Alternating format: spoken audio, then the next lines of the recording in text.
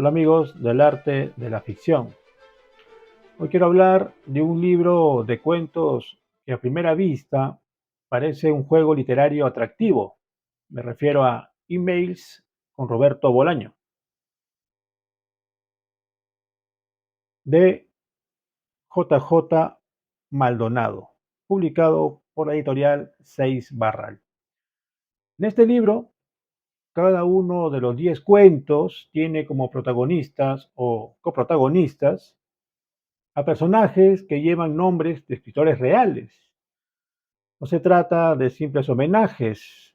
El libro está construido sobre una red de referencias literarias muy concreta, muy reconocible para ciertos lectores.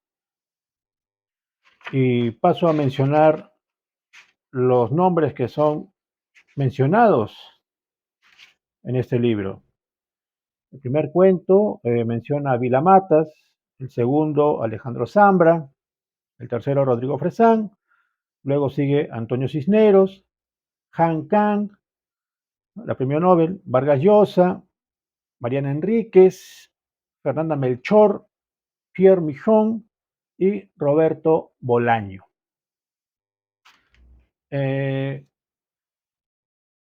Estos son los nombres mencionados, los nombres reales mencionados en estos 10 cuentos. El problema no está en el uso de la intertextualidad.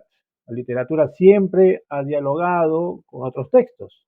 El problema aparece cuando nos preguntamos para quién está escrito ese diálogo, porque no toda intertextualidad es igual, ni todos los lectores acceden a ella del mismo modo.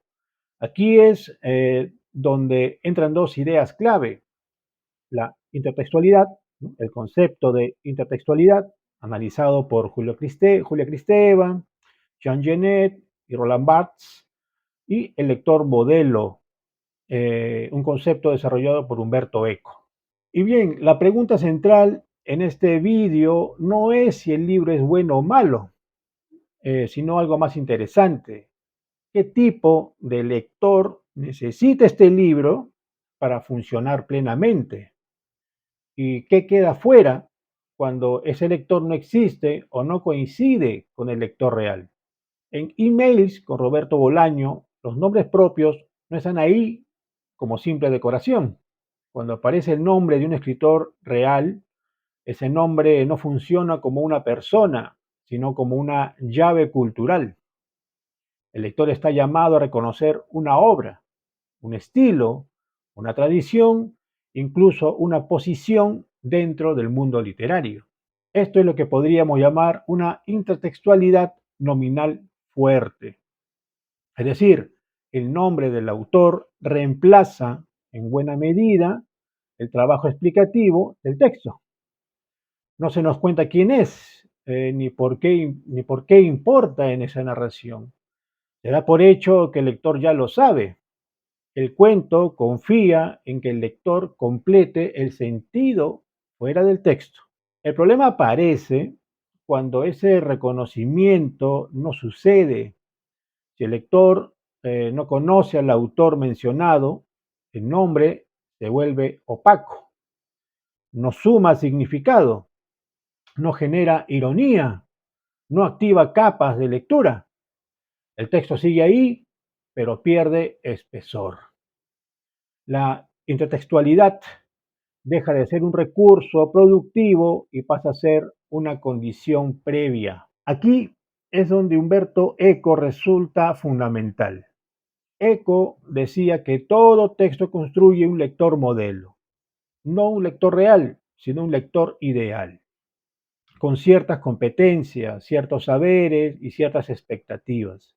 El texto no se dirige a todo el mundo, sino a alguien muy concreto, aunque no lo diga explícitamente.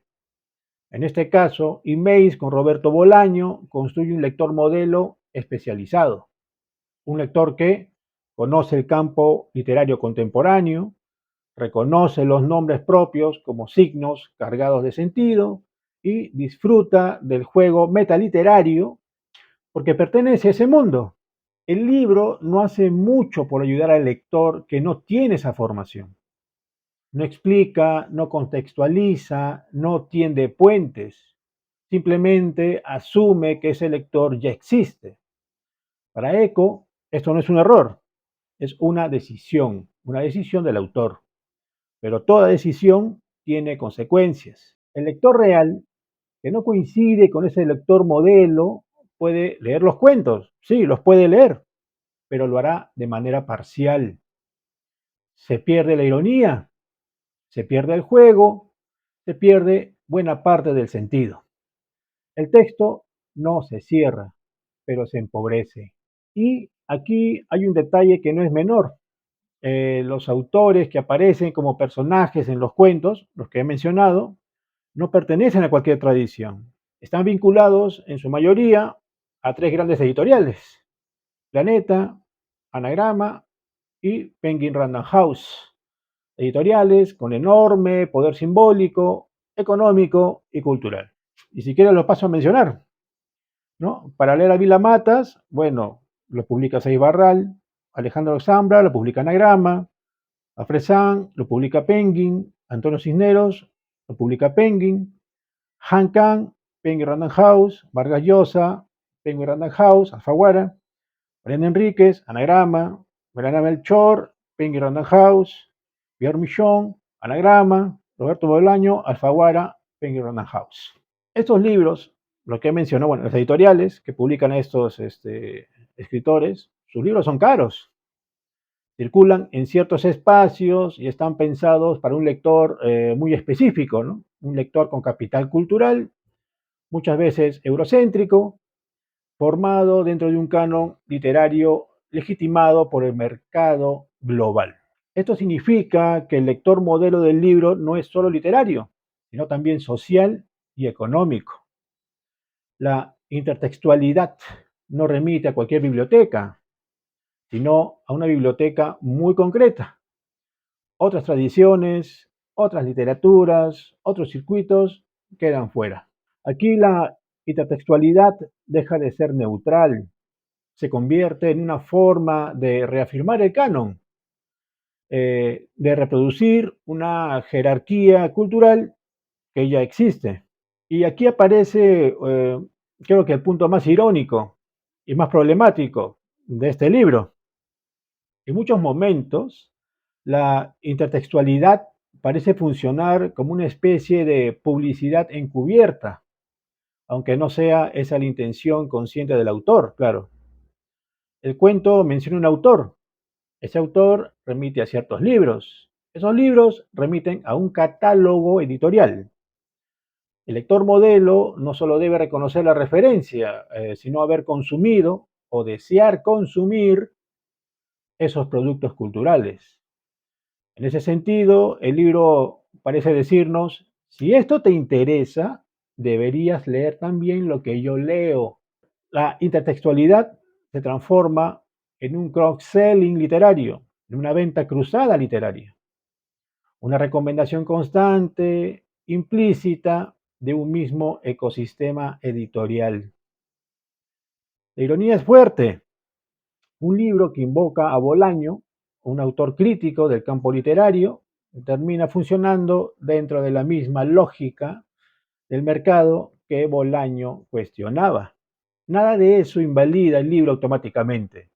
La intertextualidad exigente no es un defecto en sí. La literatura no tiene la obligación de ser accesible para todos. El problema aparece cuando el texto depende demasiado del reconocimiento externo para sostenerse. Al quitar las referencias, el cuento pierde fuerza, entonces la intertextualidad no está trabajando con el texto, sino reemplazándolo. En lugar de producir sentido, lo delega. En lugar de transformar el canon, lo confirma. Aquí el juego metaliterario deja de ser crítico y se vuelve autocomplaciente. No interpela al campo literario, se acomoda dentro de él. El fondo y la forma deben sostener la ficción y la intertextualidad debe ser un complemento de la ficción, no el elemento principal.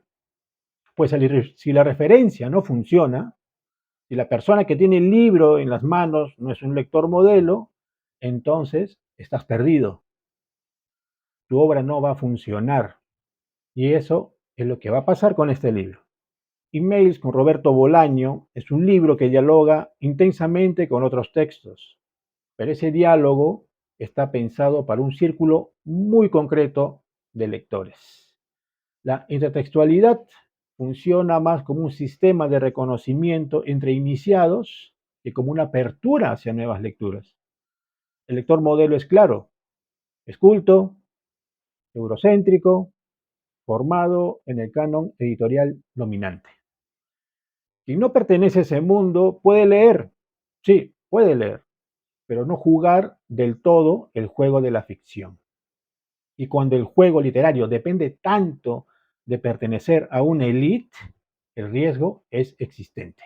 Al final, el libro no cuestiona el campo literario, lo confirma, no desarma el canon, lo reproduce. Y la intertextualidad, en lugar de ser una herramienta crítica, corre el riesgo de convertirse en una forma elegante de consumo cultural.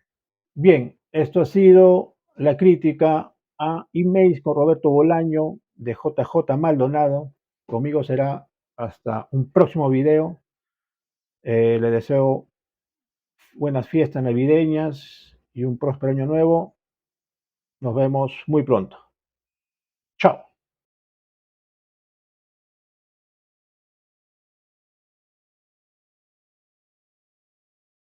Y acá menciona, yo conocí el búnker de Candaya, a los Candayos, ¿no? Nuevamente editorial Candaya, ¿no? Vi a tal escritor, ¿no? Publicado por la editorial Anagrama, y vi a tal escritor publicado por Seis Barral, o sea, te menciona también por quién han sido publicados todavía, ¿no? No solo te menciona al autor, también te menciona la editorial que lo publicó, ¿no? Es como si quisiera venderte libros, es como si quisiera venderte libros, ¿no? Acá dice, ¿no? Así leí con deslumbramiento la antología de la Beat Generation, editado por Marcos Ricardo Barnatán y publicada por Pleasant James. O sea, para que vayas a la librería, ¿no? Y preguntes por ese libro en específico y te lo lleves y lo compres. ¿No? Leí El túnel de Ernesto Sábato y sobre todo En el camino de Kerouac, editado por Losada. O sea, también te está haciendo el cherry, ¿no? Hace el cherry a la editorial. Es raro, es bien raro, ¿no? Se menciona autores y por qué editoriales han sido publicados. Tiene que mencionar, ¿no? Es un cross-selling, ¿no? Es una venta cruzada, me está vendiendo otros libros, ¿no? Es como una gran publicidad de 250 páginas, una gran publicidad de 250 páginas.